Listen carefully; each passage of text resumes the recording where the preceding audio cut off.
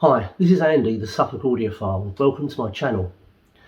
In this video, I'd like to take a look at Pink Floyd's album, The Final Cut, discuss the recording and then decide which sounds best out of 3 different vinyl pressings. But first, a short potted history of the album.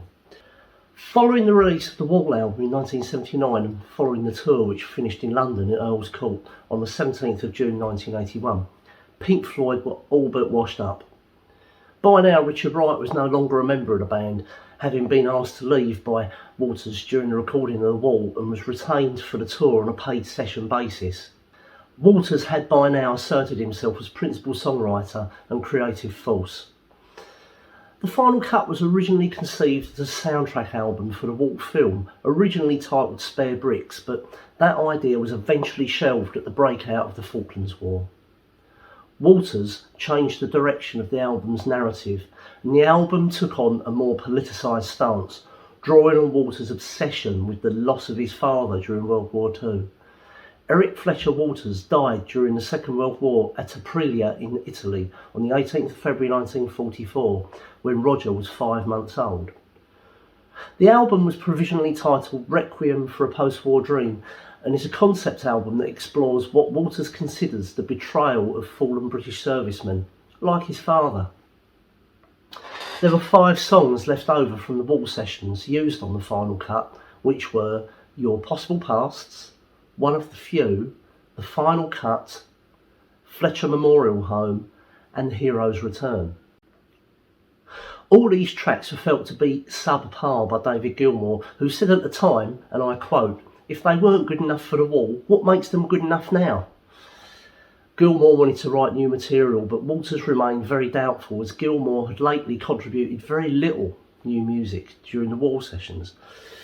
Anyhow, recording started at Gilmour's Hook End Manor studio and Waters' Billiard Room studios during the latter half of 1982, in all eventually being recorded across 8 different studios. Tensions were strained between Gilmour and Waters, with the pair eventually working apart from each other, with Waters working closely with Andy Jackson on vocals and Gilmour working with James Guthrie on guitars, only to come together to discuss production ideas with Michael Kamen, who was brought in to help co-produce the album and write the orchestral scores. It eventually came to a head following intense bickering and infighting between Waters and Gilmour, with Gilmour having his production credits removed from the album just prior to the album's release. The Final Cut was released in the UK on the 21st of March 1983, with a cover that was designed by Waters himself, instead of using Floyd stalwarts Hypnosis. The record received very split reviews on release, with most reviewers citing it as little more than a Waters solo album.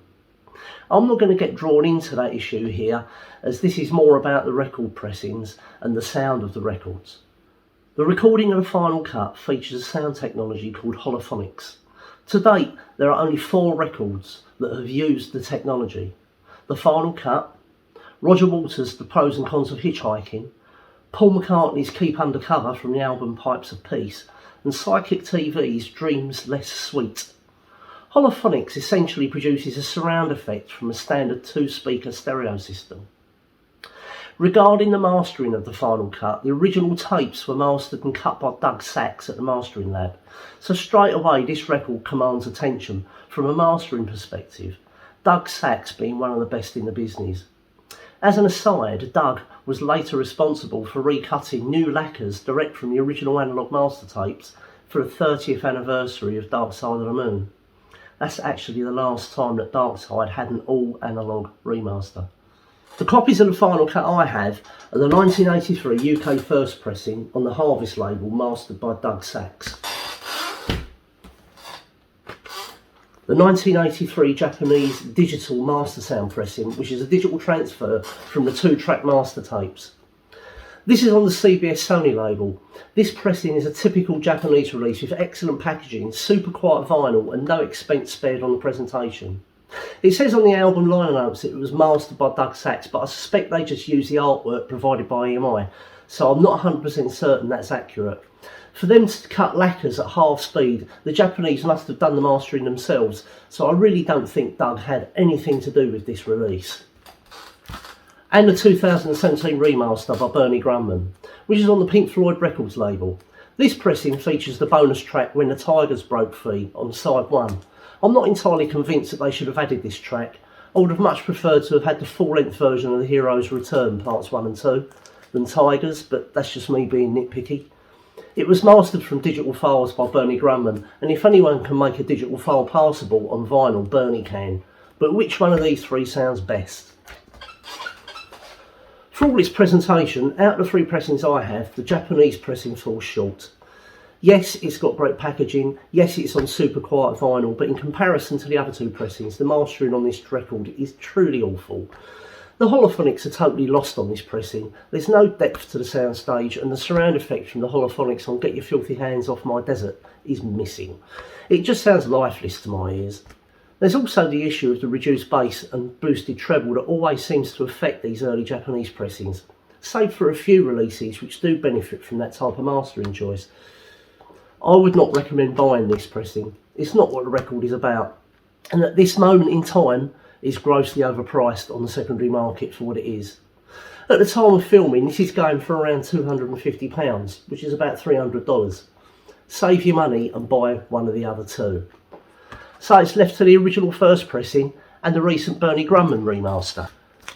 Bernie Grunman remaster from 2017 is excellent. It's dynamic and sounds really good.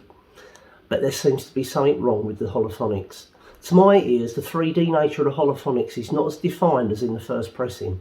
The soundstage is wide and the depth is there, but when the rocket fires in Get Your Filthy Hands Off My Desert, it lacks. Don't get me wrong, this is a great pressing, but to me there's something missing. If you're a casual listener and you're not looking for details, it's more than a serviceable pressing, but to get the full production intent, this isn't for me, at least in my opinion. The vinyl is quiet, and that is a prerequisite for listening to this record, as there are quiet passages that can easily be distracting if there are pops and clicks. But we can't ignore the elephant in the room and When the Tigers Broke Free. It's only my opinion, but this song should never have been included on this record. Having been listening to the original album for many years, it just sounds like it's been shoehorned in, and it spoils the flow of the records in my opinion. I would have much preferred them to include the song as a remastered 7-inch repress of the single with the album for a limited time, or better still, release it as an RSD release. I understand why Waters wanted it included, but to me it just sounds odd and a bit of an afterthought in the context of the album. Put in the comments below your thoughts on the inclusion of this track.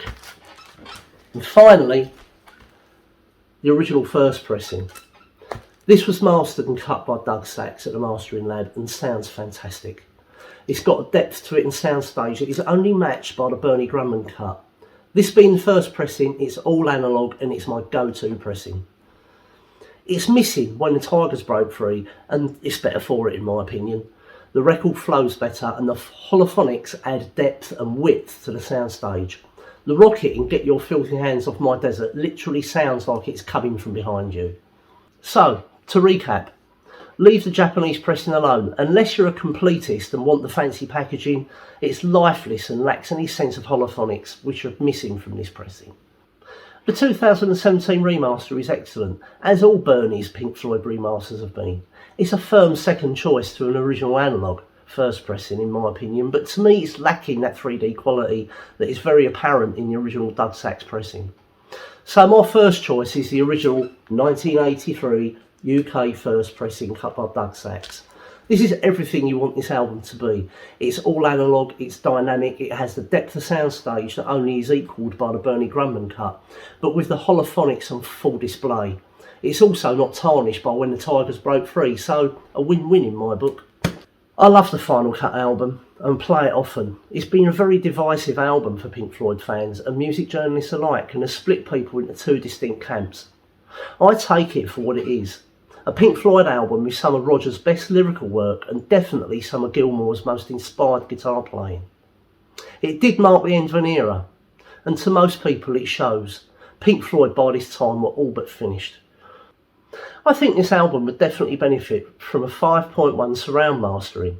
I can honestly see Waters in the near future releasing a box set of the Final Cut with a 5.1 mix and the digitally restored Final Cut video EP as a bonus Blu-ray or DVD. I suspect Gilmour et al. Will just let him get on with it and have virtually nothing to do with the project when it eventually happens. They'll probably just be happy to sit there and accept their royalty checks. It's no secret both Gilmour and Mason couldn't care less about the record, which is a shame, as I believe the Final Cut features some of Gilmour's best guitar playing.